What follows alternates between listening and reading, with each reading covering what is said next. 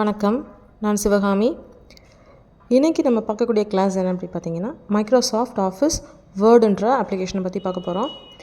இந்த மைக்ரோசாஃப்ட் வேர்டுன்றது எதுக்கு யூஸ் ஆகுதுன்னு ஆல்ரெடி நான் சொல்லியிருந்திருப்பேன். டாக்குமெண்ட் ஃபைல் க்ரியேட் பண்ணுறதுக்காக யூஸ் ஆகுது அப்படின்னு சொல்லிட்டு. இப்போ வேர்ட் பாடி இதுக்கு முன்னாடி கிளாஸ் பார்த்துருப்போம் இல்லையா, அதில் சிம்பிளான டாக்குமெண்ட் க்ரியேட் பண்ணணுன்னா நம்ம அதவே யூஸ் பண்ணிக்கலாம், போதுமானது. இப்போது உங்களுக்கு அந்த சிம்பிளையும் மீறி கொஞ்சம் நம்ம என்ன பண்ணணும், டெப்த்தாக ஒரு டாக்குமெண்ட் க்ரியேட் பண்ணணும். இப்போ ஆஃபீஸ், ஸ்கூலு இந்த மாதிரி இடங்கள்லாம் உங்களுக்கு இந்த டாக்குமெண்ட் ஃபைல் க்ரியேட் பண்ணுறதுக்கு, அந்த ஃபைல்ஸ் ரெடி பண்ணுறதுக்கு, லெட்டர்ஸ் அடிக்கணும் அப்படின்னா நீங்கள் எந்த மாதிரியான அப்ளிகேஷனை யூஸ் பண்ணிக்கலாம் அப்படின்னு பார்த்தீங்கன்னா, மைக்ரோசாஃப்ட் ஆஃபீஸ் வேர்டை யூஸ் பண்ணிக்கலாம். சரிங்களா? இப்போ இந்த வேர்டுக்குள்ளே எப்படி போகிறது, எப்படி நாமளும் ஒரு டாக்குமெண்ட் ஃபைல் க்ரியேட் பண்ணுறது அப்படின்றத பற்றி பார்க்கலாம். அதுக்கு எப்பயும் போல் ஸ்டார்ட்டை ப்ரெஸ் பண்ணுங்கள். கீழே சர்ச்லேயே வின் வேர்டு அப்படின்னு டைப் பண்ணி என்டர் ப்ரெஸ் பண்ணுங்கள். ஆட்டோமேட்டிக்காக உங்களுக்கு வேர்டு ஓப்பன் ஆகிடும். இப்போ வேர்டுக்குள்ளே வந்த உடனே நீங்கள் ஃபஸ்ட்டே சேவ் பண்ணிவிடுங்க. இப்போ சேவ் பண்ணும்போது இதுக்கு முன்னாடி பண்ண மாதிரி நீங்கள் டேரெக்டாக ஃபைல் நேம் கொடுத்துட வேண்டாம். ஆல்ரெடி நம்ம ஃபோல்டர் க்ரியேட் பண்ணி வச்சுருக்கோம் இல்லையா, டீன்ற ட்ரைவில் கைடுன்ற ஒரு ஃபோல்டருக்குள்ளே நாம் என்ன பண்ணிக்கலாம், நம்மளோட ஃபைல்ஸை சேவ் பண்ணிக்கலாம். ஸோ ட்ரைவை செலக்ட் பண்ணுறீங்க, ஃபோல்டரை கிளிக் பண்ணுறீங்க, ஃபைல் நேம் டைப் பண்ணுறீங்க.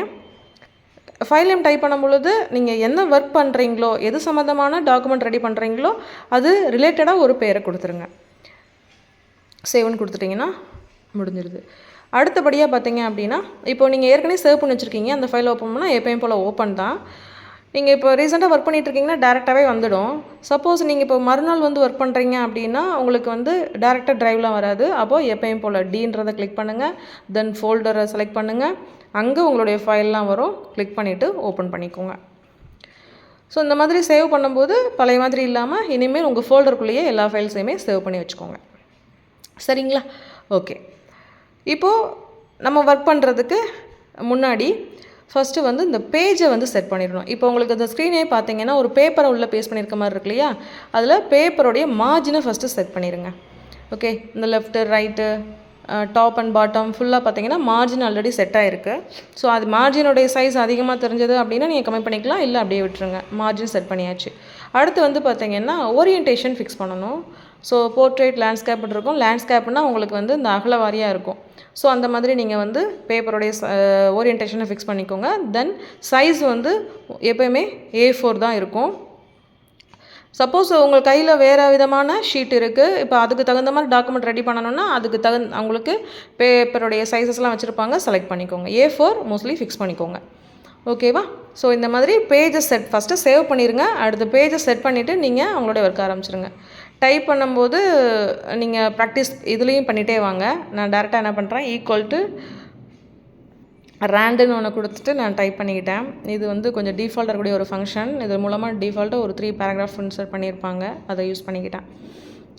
இப்போது இந்த பேராகிராஃப் நான் டைப் பண்ணி முடிச்சிட்டேன்னு வச்சுக்கோங்க.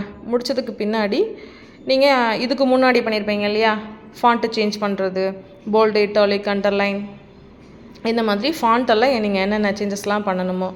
ஓகேங்களா? இப்போ இந்த வேர்ட் பாடில் பார்த்ததே இந்த சூப்பர் ஸ்கிரிப்ட்டு, சப்ஸ்கிரிப்ட்டு இந்த ஆப்ஷன்ஸும் இருக்கும். சைஸ் வேணும்னா வச்சுக்கோங்க.